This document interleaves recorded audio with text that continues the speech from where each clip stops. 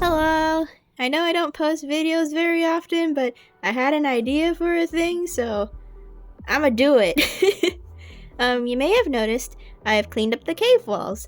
This may not be the permanent background for these videos, but I'm cleaning up a lot of stuff actually. I also gotta clean up myself, so don't mind it. I just won't be visible in any videos until that's done. But don't worry, you'll still be able to hear me, so it's all good.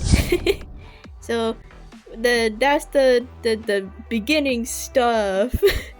So let's move on to the actual context and all of that. So I only ever really posted about this on my Instagram stories and not even very often. But I like this magical girl series called Precure. I like a few of the seasons, I haven't seen many of them, and to be completely honest, I kinda got into Precure via the Netflix English adaptation called Glitter Force. The name hurts me, just like glitter does.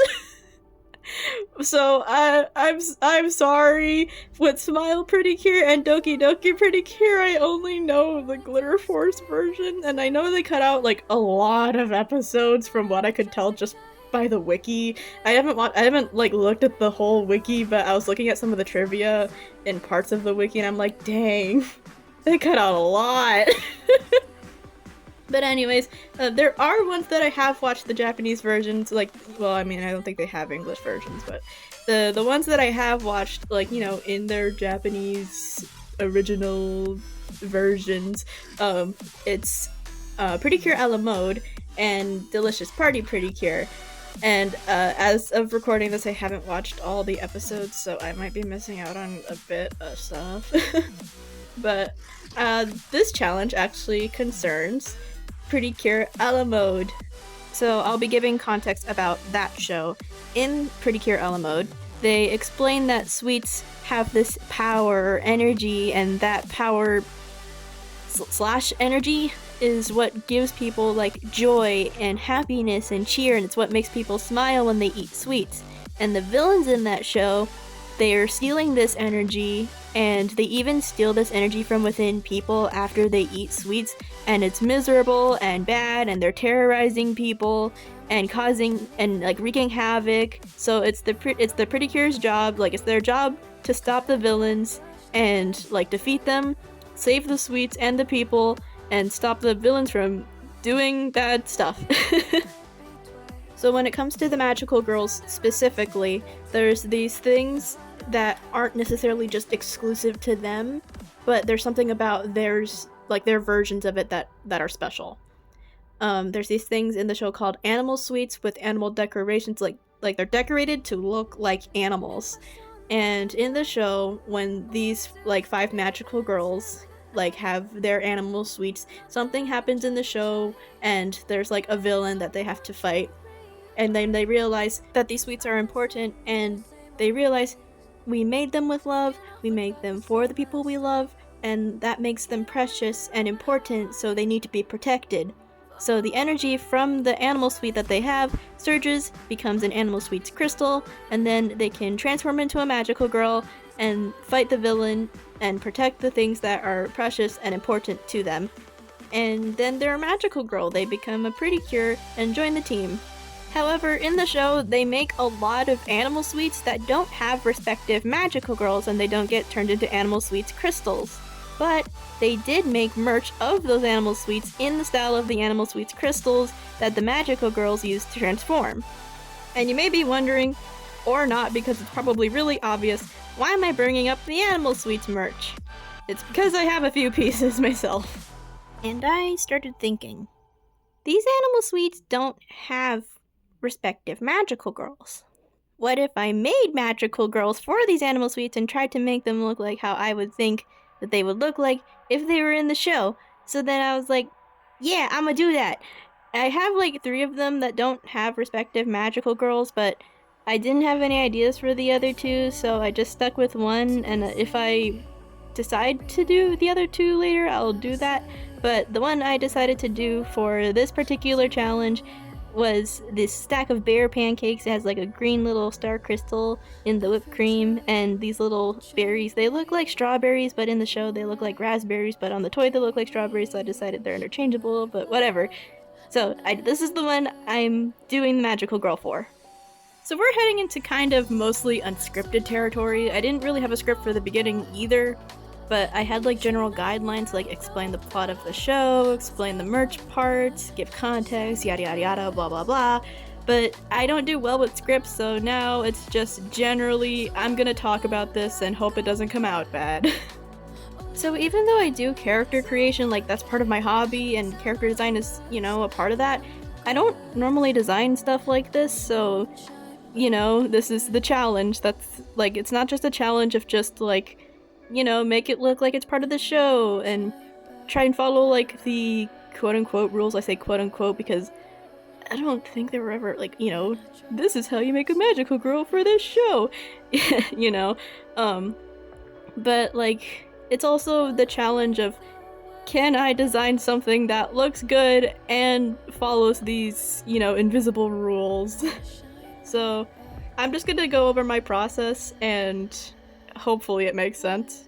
So the speed paint for this whole thing has been going on in the background this whole time, obviously, but I thought it was important to give the context first, but I didn't want you guys to look at a black screen with occasional pictures, so I just let it go in the background. So what I'm going to be saying in terms of my design process isn't going to line up with the speed paint, but I do have some screenshots, and I'm going to be throwing some of the parts of the design sheet that I made, like the ref sheet, up onto the screen whenever I get to that part. So bear with me. I hope you enjoy it anyways. Yeah. The first thing I did was make a base, like, you know, get the pose down and stuff. I didn't think I was going to use this pose in the final piece, but I did. So it was kind of rough going in. Like, if you look at the beginning, it's kind of messy and stuff like that. It's kind of irrelevant though, but it was part of my process, so I just wanted to quickly throw it in here. The second thing I did is I started taking notes. I took that picture of the 5 girls, like the 5 magical girls that you saw earlier in the video. I took that and I started taking notes on what they had in common, what was different, but like the common themings, like with the actual outfits, like, you know, the dresses. So, like, for example, they all have animal bits, and they all have like dresses themed after, you know, their respective suite. Like, that's their whole thing, so that's like the very obvious part. But then you get to the part of like the dresses that like I mentioned earlier, and they don't seem to have just elements of like their suite. Like, if you look at Cure Whip's skirt, you see like bits of strawberry, and it's kind of puffy, probably hinting to like the whipped cream. But if you look at Gelato's, like the skirt of Gelato's dress, it looks like a scoop of ice cream. If you look at the skirt of Macron's dress, it kind of looks like a macaron, like that sandwichy shape. And if you look at Custard's dress, you have like these like segments of the skirt that are like trapezoid shaped, and they have like those brown bits at the top, so it just looks like, you know, several copy-pasted put-in shapes on her skirt. So I took note of that, and I started taking note of other things. Like, they seem to have pretty exaggerated hair and clothing. I mean, if you were aware of the Precure series, you know how exaggerated the hair can get. Like, it can get pretty exaggerated, but like, Cure Whip has the most exaggerated pigtails I've ever seen in my life. I don't hate them, I actually quite like her design, so, but like, that's a thing. They have exaggerated hair. But then when it comes to like their clothing, the shapes are very exaggerated as well, like I mentioned earlier. But then you get to like Cure Custard, and when it comes to her dress, like the shape of it, it's kind of, I guess she's kind of an outlier in terms of like the exaggerated shape in terms of her dress, because compared to the others, it's like more of a normal dress, and like it's not too exaggerated in terms of its shape. But she has this giant squirrel's tail, so I guess it kind of balances out in that way. And then Cure Chocolate is more of like a different kind of outlier, as compared to Cure Custard, whose dress is just not as exaggerated as the others. Cure Chocolate has a more like princely design. Like, she does have a skirt, but she also has like these shorts underneath. She has like a giant top hat, and it's just, I just noted can have shorts like on my notes, so. So I just wrote that down. The other thing I noticed is that they all seem to have some sort of version of their suite somewhere on their heads. So, like, Cure Custard has like a little puddin' on her head, Cure Macaron has a macaron on her head, and Cure Chocolate has like melted chocolate on her top hat, you know, that kind of stuff. Like, I was just writing down all of this stuff because I didn't have a solid idea, like I didn't know what I wanted going into this, I didn't have a solid concept down, so I was just trying to make notes of what there was and, you know, see what I could do with it while trying to stay in line with these invisible rules. So when it came to like the dress part of the designing challenge thing, like, okay, I mean, I don't have a lot of experience like drawing dresses, like I don't draw dresses a lot, like, I mean, let alone designing a dress. And B, I was trying to figure out what I wanted with trying to keep it within the lines of these invisible rules. So I came up with like 3 drafts of like different dresses. Like, you know, pancakes are flat. I was trying to figure out how to make that work into a dress, but then I figured, like, because it's flat and I don't know how I'm gonna turn flat into a dress, I figured, like, what if the pancake is just like physically on the dress, like kind of like either falling on the skirt or like, you know, wrapping around as the skirt or something. So I came up with 3 drafts and I settled on like this middle one. If you look back earlier in the video, you could probably see it. So I settled with this big kind of pancake wrap for the skirt with like a little bit of like frilly fabric underneath it. And like originally I was gonna take a page out of Cure Custard's book and just put like the syrup, because like, you know, pancakes are commonly paired with syrup. I was gonna like put it like directly on the pancake like as a pattern, but then I was like, I don't want it to be too close, and also I don't think this is looking good. So I decided to try and mimic like the drip kind of shape of syrup with more frilly fabric going over the pancake, and then there's like the top part of the dress, so like the pancake parts are just purely the skirt. And since the pancake, like the actual pancake and the animal sweet, had a green star, I figured this would be a green Precure, like how Cure Whip is the pink one, Cure Custard is the yellow one, you know, Gelato's the blue one, etc, etc. I figured with the green star, she would be the green Precure. So I started adding green elements, like the ribbons and stuff. I decided to make her sleeves to be like the whipped cream, so it kind of looks puffy and kind of like it came out of like a whipped cream can, like with the cute little shapes and folds. So like with the shape of her dress, it's not very exaggerated. Like, I guess it's more in the ballpark of Cure Custard's dress, where it's not like the shape is not very exaggerated. Even like in the concept, you can see it in the concept where like at the ends of the skirt of her dress, it kind of curves up to kind of make this bell shape. I tried to exaggerate that further in the final piece, but it still wasn't a very exaggerated shape. So for like to add a bit more of an exaggerated element, I gave her this big ribbon. Like you can kind of see it in her midsection, where like this big green ribbon, and there's a giant bow on her back. In the original sketch, it was just kind of like this piece of ribbon sticking out from the bow. It didn't really make sense, and I wasn't really paying attention. I was just trying to get ideas down. But in the more refined version of the concept, I made it look more like a regular bow with those little bits of ribbon split in half. And I put her little bear tail kind of sticking out at the end. And because there's like the berries for the pancakes are raspberries, or at least I think they're raspberries, in the show I stuck a giant raspberry in the center of that bow to kind of incorporate that element into her design somehow.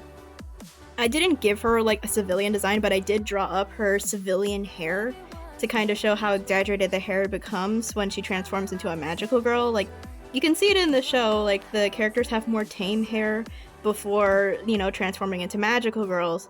So I drew up her civilian hair, which was like relatively short, but it's still green because in the show, you know, they still have like the not, you know, kind of not natural colored hair. And it's still like, the color is still like on theme for them. So I gave her like this dark green for her hair. And for her magical girl hair, I tried to make it puff out.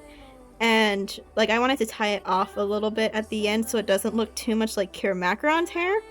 And since I was tying it off at the end, I was like, wait, this is perfect. So I tried to make it kind of like in the shape of a bear paw, where it's kind of wide and then it comes and rounds up at like a point near the end. So it's kind of like an upside down bear paw, like in terms of like the silhouette of her hair. And I was so happy with that. And for like the little sweet on her head, I just decided to just put, you know, pancakes on her head. It didn't have to be complicated, so I just stuck it on her head and it was fine. So after I did all the designing part, I went to the base that I drew at the beginning and I drew in all the details and stuff. I colored her, shaded her, and you know, so I didn't give her like a proper name or anything, but I did come up with her Cure name, and I didn't want it to be like Cure Pancake or anything. It didn't sound right to me. So like it did take a little while, but I actually ended up coming up with the one I settled on, which is Cure Syrup. It like I don't know. I just never really fleshed her out or anything, so she doesn't have a proper name. So for the remainder of her like, you know, existence, and unless I update her information and flesh her out more, I will be referring to her as Cure Syrup. So that's it. That was the entire process, and I'm actually really happy with how this came out. There's a few more seconds of the speed paint, so I'm just gonna let it play out, and I'll see you guys at the end card.